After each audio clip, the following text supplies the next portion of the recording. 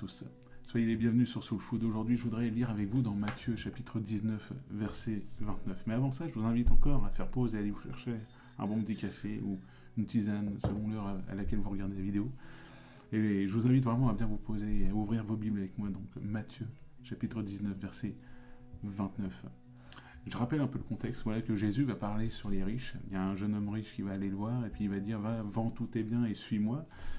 Et là, ce jeune homme-là, finalement, il ne va pas faire ce qu'il a dit, mais il va repartir. Et voilà ce que Jésus va faire un peu une constatation en disant que il est plus difficile à un riche de rentrer dans le royaume des cieux qu'à un chameau de rentrer dans le trou d'une aiguille.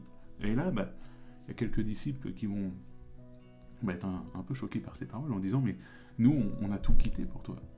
On a tout quitté pour toi, et puis là, tu viens de nous dire que même les riches, ils peuvent pas, ils vont avoir des difficultés de rentrer. Alors comment nous, on pourrait faire ?» Et puis, voilà ce que Jésus va leur dire. Je vais le prendre un petit peu plus avant, verset 28. Jésus leur dit « Vraiment, je vous l'assure, quand le monde connaîtra son renouveau, et que le Fils de l'homme aura pris place sur son trône glorieux, vous qui m'avez suivi, vous siégerez, vous aussi, sur 12 trônes pour gouverner les 12 tribus d'Israël.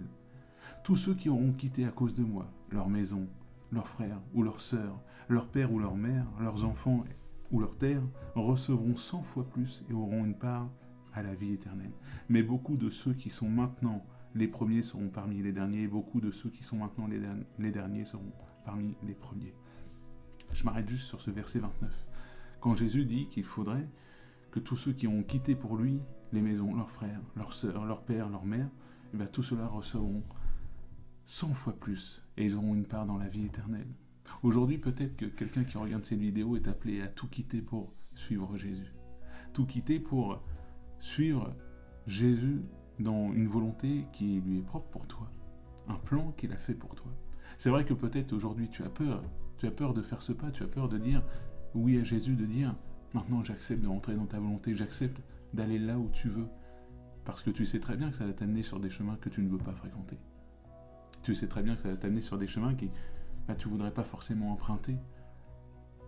Et pourtant, Dieu, il le dit bien dans sa parole, il prépare des projets de bonheur pour nous. Il ne prépare pas des chemins de malheur ou quoi que ce soit, il n'est pas là à te tendre des pièges.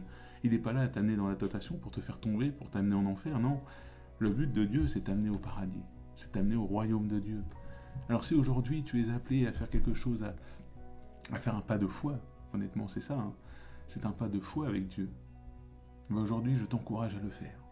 Je t'encourage à prendre ton courage et à dire oui à Jésus, à dire oui je veux rentrer dans cette volonté, même si elle va contre ma volonté.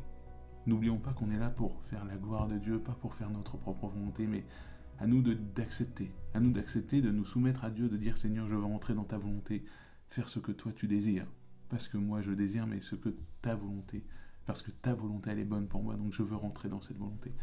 Aujourd'hui tu es peut-être appelé à servir Dieu, que ce soit dans un ministère ou pas, peut-être appelé à être missionnaire, peut-être appelé à être évangéliste, je ne sais pas, mais en tout cas tu es certainement appelé sur un chemin qui te fait peur, un chemin que tu doutes, que tu redoutes à prendre.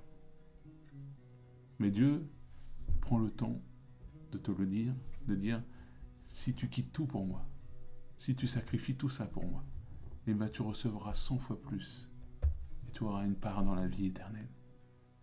Aujourd'hui, je vous invite à aller dans votre Bible, donc à Matthieu 19, verset 29, et à surligner ce passage. Quand on abandonne quelque chose avec Dieu, on ne le perd jamais, puisqu'on en retrouve 100 fois plus.